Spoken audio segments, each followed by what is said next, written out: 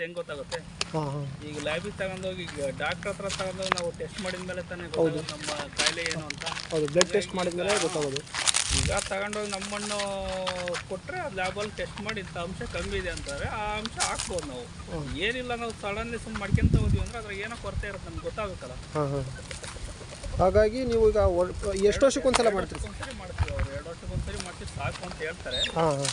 ಆಮೇಲೆ ಅದು ಮತ್ತೆ ನಾವು ಮಾಡಿದ್ದು ಚೆನ್ನಾಗಿದೆ ಇಲ್ಲ ಅಂದ್ರೆ ಮತ್ತೆ 2 ವರ್ಷ ಆದ್ಮೇಲೆ ತೆಗೆದು ತೋರಿಸ್ತೀವಿ.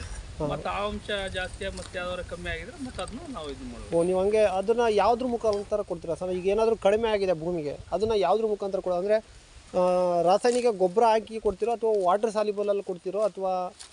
ಇಲ್ಲ, ಈಗ ಏನಪ್ಪ ಅಂತಂದರೆ ನಮ್ಮಲ್ಲಿ ಈಗ ಜಿಪ್ಸಮ್ ಕೊರತೆ ಇದ್ದರೆ ಇನ್ನೇನು ಜಿಪ್ಸಮ್ ತಂದು ಹಾಕ್ತೀವಿ. ಹಾಂ. ಜಿಂಕು ಕೊರತೆ ಇದ್ದರೆ ಜಿಂಕ್ ತಂದು ಹಾಕ್ತೀವಿ. ಅದು ಮಾಮೂಲಿ ಹಾಕೋದ್ರಿಂದ ಅದು ಯಾವುದೋ ಜಾಸ್ತಿ ಕೊರತೆ ಇದೆ ಅದು ಒಂದ್ಸರಿ ಸಪ್ರೇಟಾಗಿ ಹಾಕ್ಕೊಡ್ತೀವಿ. ಲ್ಯಾಬ್ ಟೆಸ್ಟ್ ಮಾಡಿಸ್ತೀನಿ ಅಂತ ಹೇಳಿದ್ರಿ ಭೂಮಿನ, ಅಂದರೆ ಮಣ್ಣು, ಅದು ಎಲ್ಲಿ ಟೆಸ್ಟ್ ಮಾಡ್ತೀರಾ ಸರ್? ಶಿವಮೊಗ್ಗದಲ್ಲಿ ತೊಡಗರ್ಲಾಯ್ಕೆದೆ ಇದೆ. ಹಾಂ. ಅಲ್ಲಿ ಹೋಗಿ ಮಣ್ಣು ನೀರು ತಗೊಂಡೋಗಿ ಕೊಟ್ಟರೆ ಟೆಸ್ಟ್ ಮಾಡಿ ಕೊಡ್ತಾರೆ. ಅದಕ್ಕೆ 150 ರೂಪಾಯಿ. ಮಣ್ಣು ನೀರು ಮತ್ತೆ ಎರಡನ್ನೂ ತಗೊಂಡು ಹೋಗ್ಬೇಕಾ? ಹಾಂ, ಈಗ ನೀರು ನಮ್ಮ ಕ್ವಾಲಿಟಿ ಇದೆಯಲ್ಲ ಗೊತ್ತಾಗಬೇಕಲ್ಲ. ಹಾಂ ಹಾಂ ಹಾಂ. ನೀರಲ್ಲಿ ಏನಾರು ಕೊರತೆ ಇದೆಯೋ ಬೋರ್ ನೀರೇ ತಗೊಂಡು ಹೋಗ್ಬೇಕು. ಬೋರ್ ನೀರು ತಗೊಂಡು ಹೋಗ್ಬೇಕು. ಮಣ್ಣು ನೀರು ತಗೊಂಡೋದ್ರೆ ಟೆಸ್ಟ್ ಮಾಡಿ ಕೊಡ್ತಾರೆ. ಒಂದು ವಾರ 10 ದಿವಸ ಆಗುತ್ತೆ. 150 ರೂಪಾಯಿ ಫೀಸ್ ಇರುತ್ತೆ. 150 ಅಷ್ಟೇ? 150 ರೂಪಾಯಿ. ಆಮೇಲೆ ಮಣ್ಣು ತೆಗಿಬೇಕಾದ್ರೆ ನಾವು ಟೆಸ್ಟಿಗೆ ಜಡ್ ಆಕಾರದಲ್ಲಿ ತೆಗಿಬೇಕು. ಟೆಸ್ಟಿಗೆ ಅಂದ್ರೆ ನಮ್ಮ ಪ್ಲಾಟಲ್ಲಿ ಜಡ್ ಆಕಾರದಲ್ಲಿ ತೆಗಿಬೇಕು. ಜಡ್ ಆಕಾರದಲ್ಲಿ, ಇಂಗ್ಲಿಷ್ ಆಲ್ಫಾಬೆಟ್ Z ಆಕಾರದಲ್ಲಿ ನಾವು ಮಣ್ಣು ತೆಗಿಬೇಕು.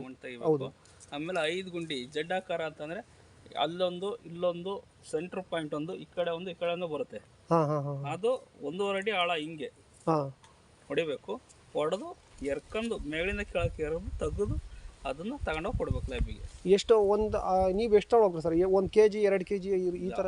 ಏನೋ ಅದು ಏನು ಮಾಡ್ತೀವಿ ಗೊತ್ತಾ, ಇಷ್ಟು ಮಣ್ಣು ಬರುತ್ತೆ ಅಂತ ಇಟ್ಕೊಂಡು ಅದನ್ನ ಅಳ್ಬಿಟ್ಟು ಹಿಂಗೆ ಪಟ್ಟೆ ಕೊರ್ಕೊಂಡು ಈ 2 ತಗೊಂತೀವಿ, ಮತ್ತೆ 2 ಡಿವೈಡ್ ಮಾಡಿ ತೆಗಿತೀವಿ. ಮಣ್ಣೆಲ್ಲ ಮಿಕ್ಸ್ ಮಾಡಿ ಮಣ್ಣು ಆಟಿಕೊಂಡು ಪಟ್ಟೆ ಕೊರೆದು ತಗೊಂತೀವಿ 2 ಭಾಗ. 2 ಭಾಗ ಹೋಗಿಸ್ತೀವಿ. ಮತ್ತೆ ಇನ್ನೊಂದ್ಸರಿ ತಗೊಂಡು 1 kg ಅಷ್ಟು ತಗೊಂಡೋಗ್ತೀವಿ. ಅವ್ರಿಗೆ ಬೇಕಾದ್ರೆ ಸ್ವಲ್ಪ ಮಣ್ಣು ಅಷ್ಟೇ, ನಾವು ಒಂದು ಅರ್ಧ kg 3/4 kg 1 kg ಒಳಗೆ ತಗೊಂಡೋಗ್ತೀವಿ. ಸರ್, ಇದು ಪ್ರತಿಯೊಂದು ಜಿಲ್ಲೆಯಲ್ಲೂ ಇದೆಯಾ ಮಣ್ಣು ಟೆಸ್ಟ್ ಮಾಡೋಂಥದ್ದು ವಿಧಾನ ಕೃಷಿ ಆಫೀಸಲ್ಲಿ? ಅದು ನಮಗೆ ಗೊತ್ತಿಲ್ಲ. ಒಟ್ಟು ಶಿವಮೊಗ್ಗ ಇದೆ ಅಂತಂದ್ರೆ ಶಿವಮೊಗ್ಗ ನಾವು ತಗೊಂಡೋಗ್ತೀವಿ. ಶಿವಮೊಗ್ಗನೇ ನಾವು ಮಾಡಿಸಿರೋದು ಈಗ 2 ಟೈಮ್. ಓಕೆ. ಶಿವಮೊಗ್ಗದಲ್ಲೇ 2 ಟೈಮು ನೀವು ಮಾಡಿಸಿರೋದು ಅಂದರೆ ಅದಕ್ಕೆ 150 ರೂಪಾಯಿ ಏನೋ ಫೀಸು, ಎಂಟ್ರೆನ್ಸ್ ಫೀಸು. ನಿಮಗೆ 10 ದಿನದಲ್ಲಿ ಅವರು ರಿಸಲ್ಟ್ ಹೇಳ್ತಾರೆ ಅಥವಾ ನೀವೇ ಹೋಗ್ಬೇಕು ಅಥವಾ ಮೊಬೈಲಿಗೆ ಏನಾದರೂ ಕಳಿಸ್ತಾರೆ? ಕಳಿಸ್ರಿ ಅಂದರೆ ಕಳಿಸ್ತಾರೆ. ನಾವು ಸರ್ಟಿಫಿಕೇಟ್ ತಗೊಂಡು ನಾವೇ ಹೋಗ್ತಾ ಇರ್ತೀವಲ್ಲ, ಬರ್ತೀವಿ. ಸರ್, ಇದು ಎಷ್ಟು ಎಕರೆ ಬೌಂಡ್ರಿ ಇದು? ಈಗ ಇಲ್ಲಿ ನಮಗೆ ಕಾಣ್ತಿದೆಯಲ್ಲ, ಇದೊಂದು 1100 ಗಿಡ, 2 ಎಕರೆ ಬೌಂಡ್ರಿ ಇದು. ಕೆಳಗೆ ಕಾಣಿಸೋದು ಅದು ನಮ್ಮ ಚಿಕ್ಕಪ್ಪ ಬಿಡಿ. ಇದೇ ಲೈನ್ ಕಾಣಿಸೋದು 1100 ಗಿಡ ಇದೆ. 2 ಎಕರೆ ಬೌಂಡ್ರಿ ಇದು. ಈ 2 ಎಕರೆ ಬೌಂಡ್ರಿಗೆ ನೀವು ಎಷ್ಟು ದಿನಕ್ಕೊಮ್ಮೆ ನೀರು ಬಿಡ್ತೀರಾ? ನಾವು ಈಗ ಡ್ರಿಪ್ಪಲ್ಲೇ ಕೊಡೋದು. ಡ್ರಿಪ್ಪಲ್ಲಿ ಕೊಡೋದ್ರಿಂದ ಈಗ ಸೈನ್ಸಿಸ್ಟ್ ಎಲ್ಲ ಏನು ಹೇಳ್ತಾರೆ ಅಂತ ಅಂದರೆ ದಿವಸಕ್ಕೆ 8 ರಿಂದ 10 ಲೀಟರ್ ಆದರೆ ಸಾಕು ಅಂತ ಹೇಳ್ತಾರೆ ಅವರು. ಒಂದು ಡೇಗೆ 8 ರಿಂದ 10 ಲೀಟರ್ ಆದರೆ ಸಾಕು ಅಂತ. ಈಗ ನಾವು ಅವನ್ನೆಲ್ಲ ಲೆಕ್ಕ ಮಾಡಿ ಕೊಡೋಕ್ಕಾಗಲ್ಲ ಅಂತೇಳಿ ಏನು ಮಾಡ್ತೀವಿ ಅಂದರೆ ಈ ಡ್ರಿಪ್ಪಲ್ಲಿ ಬಿಡ್ತೀವಿ. ವಾರಕ್ಕೆ 1 ಟೈಮ್ ಬಿಡ್ತೀವಿ. 8 ರಿಂದ 10 ದಿವಸ ವಾರಕ್ಕೆ ಒಂದ್ಸಲಿ ಬಿಡ್ತೀರಾ? ಅಂದರೆ 1 ಡೇ ಫುಲ್ ಬಿಡ್ತೀರಾ? ಒಂದು ಕರೆಂಟ್ ಏನಿದೆಯೋ ಅದನ್ನ ಬಿಡ್ತೀವಿ. ಅಂದರೆ ಒಂದು ಡೇಗೆ ಎಷ್ಟು ಅವರ್ ಕರೆಂಟ್ ಕೊಡ್ತಾರೆ ಸರ್ ನಿಮಗೆ? ಮುಂಚೆ 5 ಕೊಡೋರಿಗೆ ಮತ್ತೆ 7 ಗಂಟೆ ಕೊಡ್ತಾ ಇದ್ದಾರೆ. 7 ಗಂಟೆ ಬಿಡ್ತೀವಿ. ಅಂದರೆ ಅವ್ರು ಹೇಳಿದ ಪ್ರಕಾರ ಅಲ್ಲಿ 8 ಲೀಟ್ರ್ ಅಂದರೆ 8 ಒಂದು 50-60 ಲೀಟ್ರ್ ಆಗುತ್ತೆ. ಅದಕ್ಕಿಂತ ಜಾಸ್ತಿ ಹೋಗುತ್ತೆ ನಾವು ಬಿಡೋದು. ಅಂದರೆ ವಾರಕ್ಕೊಂದ್ಸರಿ ಅಷ್ಟೇ ನೀವು ಕೊಡೋದು ಇಲ್ಲಿ? ವಾರಕ್ಕೊಂದ್ಸರಿ ಕೊಡೋದು. ಚೆನ್ನಾಗಿದೆಯಾ ಸರ್? ಅಂದರೆ ನೀವು ಈಗ ವಾರಕ್ಕೊಂದು ಟೈಮ್ ನೀರು ಕೊಡ್ತಿದ್ರಿ ಅಂತಿದ್ರೆ ಅಡಿಕೆ ಅನ್ಸುತ್ತಲ್ಲ, ಈಗ ನಾವೇ ಹೇಳೋದೇನಲ್ಲ, ಒಟ್ಟು ಚೆನ್ನಾಗಿದೆ, ಪರವಾಗಿಲ್ಲ. ನಿಮ್ಮದು ಇಲ್ಲಿ ಎಲ್ಲ ಕೇಳ್ಪಟ್ಟೆ, ನಿಮ್ಮದು ವಿಭಿನ್ನವಾಗಿ ಒಂಥರ ಏನೋ ಕೃಷಿಯಲ್ಲಿ ಹೊಸ ಥರ ಮಾಡ್ತೀರಾ ಅಂತ ಕೇಳ್ಪಟ್ಟೆ. ಅಂದರೆ ವರ್ಷಕ್ಕೆ 3 ರಿಂದ 4 ಸರಿ ಗೊಬ್ಬರ ಹಾಕ್ತೀರಾ ಅಂತ ಕೇಳ್ಪಟ್ಟೆ. ಅದು ಯಾವ ಥರ ನೀವು ಗೊಬ್ಬರ ಹಾಕ್ತೀರಾ? ಗೊಬ್ಬರ ಅಂತಂದರೆ ಈಗ ಹೆಂಗೆ ಅಂದ್ರೆ ಸರ್, ಈಗ ಏನಾಯಿತು ಅಂತಂದರೆ ಈಗ ನಾವು ಮುಂಚೆ ಏನು ಮಾಡ್ತಾಯಿದ್ವಿ ಅಂದರೆ ಒಂದು ಎಕರೆಗೆ ಒಂದು 5-6 ಮೂಟೆ ಗೊಬ್ಬರ ಹಾಕ್ತಾಯಿದ್ವಿ. ಎಕರೆಗೆ ಒಂದು 6 ಮೂಟೆ ಅಂದರೆ 2 ಟೈಮು ಹಾಕ್ತಾಯಿದ್ವಿ, 3 ಟೈಮು ಹಾಕ್ತಾಯಿದ್ವಿ. ಅದು ಈಗ ಏನು ಮಾಡಿದ್ದೀವಿ ಅಂತಂದರೆ ಎಕರೆಗೆ ಒಂದು 2 ಮೂಟೆ 2 ಮೂಟೆ ಹಾಕೋದು, ಅದನ್ನೇ 3 ಟೈಮ್ ಹಾಕೋದು. ಅಂದರೆ ರಾಸಾಯನಿಕನೂ ಬಳಸ್ತೀರಾ? ರಾಸಾಯನಿಕ ಬಳಸ್ತಾ ಇದೀವಿ. ಈಗ ರಾಸಾಯನಿಕ ಬಳಸ್ತಾ ಇಲ್ಲ ಅಂತ ಅಲ್ಲ, ಮುಂಚೆ ಅತಿ ಹೆಚ್ಚು ಬಳಸ್ತಾ ಇದೀವಲ್ಲ, ಈಗ ಕಡಿಮೆ ಮಾಡಿದ್ವಿ. ಇದು ಸಾವಯವ ಗೊಬ್ಬರ ಜಾಸ್ತಿ ಮಾಡಿದ್ವಿ, ಹಸಿರೆಲ್ಲ ಗೊಬ್ಬರಗಳು. ಈಗ ಬೇಸಿಗೆಯಲ್ಲಿ ಡಯಾಂಜಾ ಅಲ್ಲ, ಬೇಸಿಗೆಯಲ್ಲಿ ಇದು ವೆಲ್ವೆಟ್ ಹಾಕೋದು, ಮಳೆಗಾಲದಲ್ಲಿ ಡಯಾಂಜಾ ಇಲ್ಲ ಅಲಸಂದೆ ಹಾಕೋದು. ಅದು ಈಗ ಸಾವಯವ ಜಾಸ್ತಿ ಮಾಡಿದ್ವಿ. ನೀವು ಅಂದರೆ ವರ್ಷಕ್ಕೆ 3 ಸರಿ ಗೊಬ್ಬರ ಹಾಕ್ತೀರಾ? ಅಂದರೆ ಫಸ್ಟಿಗೆ ಬೇಸಿಗೆಗಾಲದಲ್ಲಿ ಯಾವ್ದು ಹಾಕ್ತೀರಾ? ಇಲ್ಲ, ಈಗ 3 ಟೈಮ್ ಅಂತಂದರೆ ಈಗ ಏನು ಮಾಡ್ತೀವಿ ಅಂತಂದರೆ ಜೂನ್ ಜುಲೈ ತಿಂಗಳಲ್ಲಿ ಒನ್ ಟೈಮ್ ಹಾಕ್ತಿವಿ. ಯಾವ್ದು ಹಾಕ್ತೀರಾ? ಕೆಮಿಕಲ್ ಹಾಕೋದು, ಕೆಮಿಕಲ್, ರಾಸಾಯನಿಕ ಗೊಬ್ಬರನೇ ಹಾಕೋದು. ಈಗ 8-21-21 ಇಲ್ಲ 10-26, ಈಗ ಅದ್ರ ಜೊತೆಗೆ ಪೊಟ್ಯಾಶ್ ಮಿಕ್ಸ್ ಮಾಡ್ತೀವಿ. 2 ಬ್ಯಾಗಿಗೆ 1 ಬ್ಯಾಗು. ಇಲ್ಲ ಅಂದ್ರೆ 15 ಹಾಕ್ತಿವಿ, ಅದ್ರ ಜೊತೆಗೆ ಪೊಟ್ಯಾಶ್ ಮಿಕ್ಸ್ ಮಾಡ್ತೀವಿ. ಒಟ್ಟು ಟೋಟಲಿ ಬಳಸ್ತೀವಿ, ಕಡಿಮೆ. ಅಂದ್ರೆ ಒಂದ್ ಗಿಡಕ್ಕೆ ಎಷ್ಟು ಬಳಸ್ತೀರಾ ಸರ್? ಒಂದು 200-250 ಗ್ರಾಮ್ ಬಳಸ್ತೀವಿ. ಅಂದ್ರೆ 1/4 kg ಅಂತ ಹೇಳ್ಬೋದು, ಅಂದಾಜು 1/4 kg ಅಂತ ಬಳಸ್ತೀರಾ? ಬಳಸ್ತೀವಿ. ಅಂದ್ರೆ ಮುಂಚೆ ಯಥೇಚ್ಛವಾಗಿ ಬಳಸಿದ್ರಿ, ಈಗ ಅದರಿಂದ ಅರ್ಧ ಕೆಜಿ ಮೇಲೆ ಹಾಕ್ತಾ ಇದ್ವಿ, ಈಗ 1/4 kg ಹಾಕ್ತಿವಿ. 1/4 kg ಬಂದಿದ್ದೀರಾ? 2 ಟೈಮ್ ಹಾಕ್ತಿವಿ. ಈಗ ಜೂನ್ ಜುಲೈ ತಿಂಗಳಲ್ಲಿ, ಅಕ್ಟೋಬರ್ ನವೆಂಬರ್ ತಿಂಗಳಲ್ಲಿ 1 ಟೈಮ್ ಹಾಕ್ತಿವಿ.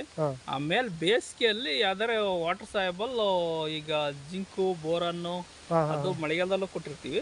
ಬೇಸಿಗೆಯಲ್ಲಿ ಏನ್ ಮಾಡ್ತೀವಿ, ವಾಟರ್ ಸಾಯಬಲ್ ಜಿಂಕು, ಬೋರನ್ನು, ಐರನ್, ಮೆಗ್ನೀಷಿಯಂ ಮಿಕ್ಸ್ ಇರೋದು ವಾಟರ್ ಸಾಯಬಲ್ ಕೊಡ್ತೀವಿ.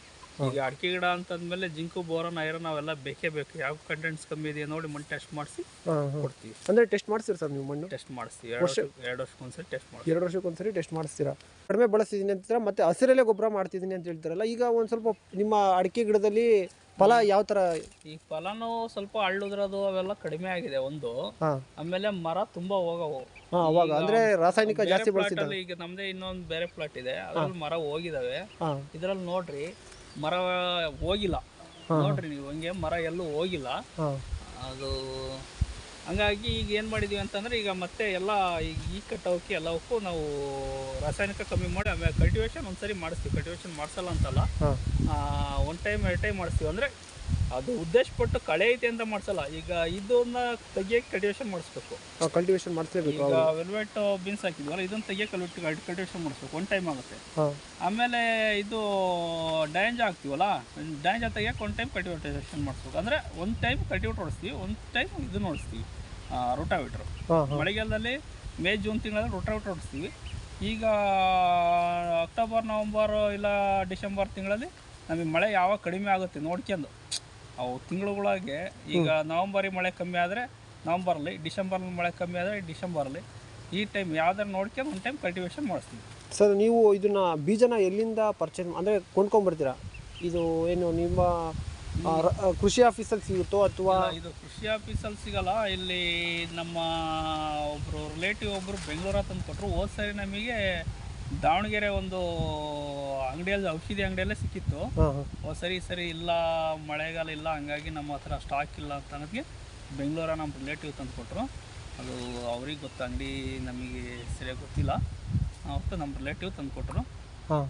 ಸರ್ ಮತ್ತೆ ನೀವೇನಾದರೂ ಸ್ಪ್ರೇ ಏನಾದರೂ ಮಾಡಿಸ್ತೀರಾ ಭೂಮಿಗೆ? ಅದು ತುಂಬ ಇಂಪಾರ್ಟೆಂಟು. ಏಕೆಂದರೆ ಭೂಮಿಗೆಲ್ಲ ಹಿಂಗಾರಕ್ಕೆ 1 ಟೈಮು, ಈಗ ಡಿಸೆಂಬರ್ ಅಥವಾ ಜನವರಿ ತಿಂಗಳಲ್ಲಿ ಒಂಬಳೆ ಓಪನ್ ಆಗ್ತಾ ಇರುತ್ತಲ್ಲ, ಓಪನ್ ಆಗೋ ಟೈಮಲ್ಲಿ ಕೀಟಗಳು ಇರ್ತಾವಲ್ಲಿ. ಅಂದರೆ ಅದು ಹಳೆ ಹಿಂಗಾರ ಇರುತ್ತಲ್ಲ, ಹಳೆ ಹಿಂಗಾರದಲ್ಲಿ ಆಲ್ರೆಡಿ ಕೀಟ ಇದೆ, ಅವನ್ನೆಲ್ಲ ಕ್ಲೀನ್ ಮಾಡಿಬಿಟ್ಟು ಒಂದ್ಸರಿ ಸ್ಪ್ರೇ ಮಾಡಿದರೆ ತುಂಬ ಒಳ್ಳೇದಾಗುತ್ತೆ. ಅಂದರೆ ಡ್ರಾಪಿಂಗ್ ಎಲ್ಲ ಕಮ್ಮಿ ಆಗ್ತವೆ, ಆಮೇಲೆ ಈ ಕೀಟಗಳೆಲ್ಲ ಸಾಯ್ತವೆ, ಅಲ್ಲಿ ರಸ ಇರೋ ಕೀಟಗಳೆಲ್ಲ ಸಾಯ್ತವೆ. ಆಮೇಲೆ ನೆಕ್ಸ್ಟ್ ಹಿಂಗಾರುಗಳಿಗೆಲ್ಲ ಒಳ್ಳೆ ಅನುಕೂಲ ಆಗುತ್ತೆ. ಸರ್ ಅದು ಏನಂದರೆ ಯಾವುದ್ರಲ್ಲಿ ಸ್ಪ್ರೇ ಮಾಡ್ತೀರಾ? ಅಂದರೆ ಡ್ರೋನಲ್ಲಿ ಏನಾದರೂ ಸ್ಪ್ರೇ ಮಾಡ್ತೀರಾ ಅಥವಾ? ಇಲ್ಲ ಸರ್, ಇಲ್ಲಿ ಫೋರ್ ಸ್ಪ್ರೇ ಅಂತ ಬರುತ್ತೆ, ಅದರಲ್ಲೇ ಲೇಬರ್ ಮಾಡ್ತಾರೆ. 300 ರೂಪಾಯಿ ಡ್ರಮ್ಮು. ಎಷ್ಟು ಡ್ರಮ್ ಬೇಕು ಸರ್ ನಿಮ್ಮ ಈಗ ತೋಟಕ್ಕೆ? ಅಷ್ಟು ಸಿಂಪಡಣೆ ಮಾಡಿಸ್ತೀರಾ? ಈಗ ಇಲ್ಲಿ 2000 ಗಿಡ ಇದೆ, 2000 ಗಿಡಕ್ಕೂ ಮಾಡಿಸ್ತೀವಿ. 12 ಡ್ರಮ್ಮು, 10ರಿಂದ 12 ಡ್ರಮ್ ಹೋಗುತ್ತೆ. ಅಂದರೆ ಒಂದು ಗಿಡಕ್ಕೆ 300 ರೂಪಾಯಿ ಅಂತ ಹೇಳಿದ್ವಿ. ಏನು ಸರ್? ಒಂದು ಡ್ರಮ್ಮಿಗೆ 300 ರೂಪಾಯಿ? ಡ್ರಮ್ಮಿಗೆ 300 ರೂಪಾಯಿ. ಹಾಗೆ ಅಷ್ಟಕ್ಕೂ ಮಾಡಿಸ್ತೀರಾ? ಅಷ್ಟಕ್ಕೂ ಮಾಡಿಸ್ತೀವಿ. ಒಂದು 10-12 ಹೋಗುತ್ತೆ. ಹೊಡೆಯೋರ ಮೇಲೆ ಸ್ವಲ್ಪ ಎಲ್ಲಾರ ಇದನ್ನು ಮಾಡಿದರೆ ಒಂದು 12 ಡ್ರಮ್ ಹೋಗುತ್ತೆ. ಕರೆಕ್ಟಾಗಿ ಮೇಂಟೈನ್ ಮಾಡ್ಕೊಂಡು ಬಂದರೆ ಒಂದು 10 ಡ್ರಮ್ ಹೋಗುತ್ತೆ. 10 ಡ್ರಮ್ ಹೋಗುತ್ತೆ. ಅಂದರೆ ನಿಮಗೆ ಅದು ಮಾಡಿಸಿದ ಮೇಲೆ ಚೆನ್ನಾಗಿ ಅನಿಸಿದ್ಯಾ? ಅಲ್ಲ, ಅನುಕೂಲ ಚೆನ್ನಾಗಿ ಆಗುತ್ತೆ. ಒಟ್ಟಿಗೆ ಈಗ ಏನಪ್ಪ ಅಂತಂದರೆ, ಈಗ ರಸ ಇರೋ ಕೀಟಗಳು ಅಲ್ಲೆಲ್ಲ ಹಿಂಗಾರದಲ್ಲಿ ಇರುತ್ತೆ. ಈಗ ಅದು ಮೇಲಿದೆ, ಕೆಳಗಿದ್ರೆ ತೆಗೆದು ಓಪನ್ ಮಾಡಿ ತೋರಿಸ್ಬೋದಾಗಿತ್ತು. ಮೇಲೆ ಅದರಲ್ಲಿ ಕೀಟಗಳು ಈಗ ಏನಾಗುತ್ತೆ ಅಂದರೆ, ಈ ಕೆಳಗಿದ್ದ ಹೀರಿದ್ವು ಅಂದರೆ ಮತ್ತೆ ಮೇಲೆ ಒಂಬಾಳೆ ಓಪನ್ ಆಗುತ್ತಲ್ಲ, ಅದಕ್ಕೆ ಹೋಗ್ತವೆ. ಒಂದ್ಸರಿ ಅದೆಲ್ಲ ಒಂಬಾಳೆ ಅರಳಿದ್ದೆಲ್ಲ ಕ್ಲೀನಾಗಿ ಕಟಾವೆಲ್ಲ ಅಡಿಕೆ ಕೊಯ್ಲು ಕ್ಲಿಯರ್ ಆದಮೇಲೆ ಸತ್ತಿರ ಹಿಂಗಾರೆಲ್ಲ ಕೆಡವಿ ಒಂದ್ಸರಿ ಸ್ಪ್ರೇ ಕೊಟ್ಬಿಟ್ರೆ ಹೆಚ್ಚು ಕಮ್ಮಿ 100 ಅಂತ ಹೇಳಕ್ ಬರಲ್ಲ, ಒಂದು 90%, 80-90% ಅಂತೂ ಅನುಕೂಲ ಆಗುತ್ತೆ. ಅಷ್ಟೊಂದು ಹೇಳ್ಬೋದು. ಲಾಭ ಅಂದರೆ ನಿಮಗೆ ಸಿಕ್ಕೇ ಸಿಗುತ್ತೆ ಅಷ್ಟು ಬಳಸಿ ಅದು ಮಾಡಿದರೆ ನಿಮಗೆ ಸ್ಪ್ರೇ ಮಾಡಿದರೆ ಒಂದು 80% ಆದರೂ ನಿಮಗೆ ಲಾಭದಾಯಕ ಆದಾಯ ಆಗುತ್ತೆ ಸರ್ ಈಗ ಎಷ್ಟು ಒಂದು 300 ರೂಪಾಯಿ ಡ್ರಮ್ಮು ಅಂತಂದ್ರೆ ಒಂದು ಔಷಧಿ ಯಾವುದೇ ತಗೊಂಡ್ರೆ ಒಂದು 1000 ರೂಪಾಯಿ ಅಂತ ಹೇಳ್ತೀವಿ. 1300 ರೂಪಾಯಿ, 1300 ರೂಪಾಯಿ ಅಂದರೆ ಟೋಟಲಿ 10 ಡ್ರಮ್ ಅಂದರೆ 13,000 ರೂಪಾಯಿ ಖರ್ಚಾಗುತ್ತೆ. 13,000 ರೂಪಾಯಿ ಒಂದೇ ಕ್ವಿಂಟಲ್ ಅಡಿಕೆ ಜಾಸ್ತಿ ಆದರೆ ನಮಗೆ ಎಷ್ಟಾಗುತ್ತೆ? 50,000 ರೂಪಾಯಿ ಲಾಭ ಬರುತ್ತೆ. ಹೌದು, 10,000 ಖರ್ಚು ಮಾಡಿದರೆ ನಮಗೆ 50,000 ಲಾಭ ಆಗುತ್ತೆ ಅಂತ ನೀವು ಹೇಳ್ತಾ ಇದ್ರೆ ಅದು ಒಂದು ಉದ್ದೇಶಕ್ಕೆ ನೀವು ಸ್ಪ್ರೇ ಮಾಡಿಸ್ತೀರಾ? ಸ್ಪ್ರೇ ಮಾಡಿಸ್ತೀವಿ, ಒಟ್ಟು ಅನುಕೂಲ ಆಗುತ್ತೆ. ಸ್ಪ್ರೇ ಮಾಡಿಸೋದ್ರಿಂದ ಯಾವುದೇ ತೊಂದರೆ ಆಗಲ್ಲ, ಅನುಕೂಲ ಅಂತೂ ನಮಗೆ ಆದಾಯ ಆಗುತ್ತೆ. ಮಾಡಿಸಿದ್ರೆ ಒಳ್ಳೆ ತುಂಬ ಅನುಕೂಲ, ಅರಳು ಉದುರೋದೆಲ್ಲ ಕಡಿಮೆ ಆಗುತ್ತೆ ನಮಗೆ ಅಂತ ಹೇಳಿ ನೀವು ಅದನ್ನು ಮಾಡಿಸ್ತಾ ಇದ್ದೀರಾ. ಸೊ ಸರ್, ನೀವು ಇಷ್ಟೋ ಮಾಹಿತಿ ಕೊಟ್ಟೋದಕ್ಕೆ ನಿಮಗೆ ಧನ್ಯವಾದ ಸರ್. ನಮಸ್ತೆ.